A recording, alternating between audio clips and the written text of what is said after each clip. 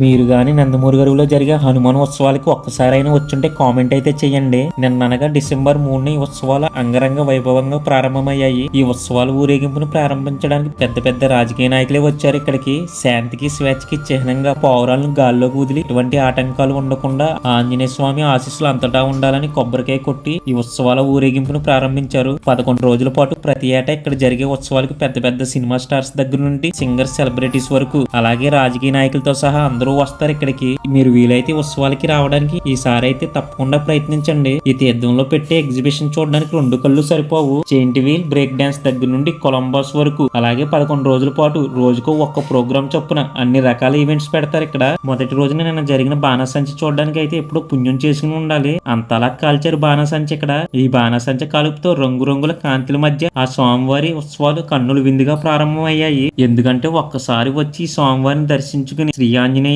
జై శ్రీరామ్ అనుకుంటే ఎటువంటి కష్టాన్నైనా ఎదుర్కొనే శక్తితో కూడిన బలం అయితే వచ్చేస్తుంది మనకి. అలాగే మన పేజ్ ని అయితే ఫాలో చేసి రీల్ మీ ఫ్రెండ్స్ కి ఫ్యామిలీ మెంబర్స్ కి షేర్ చేయండి.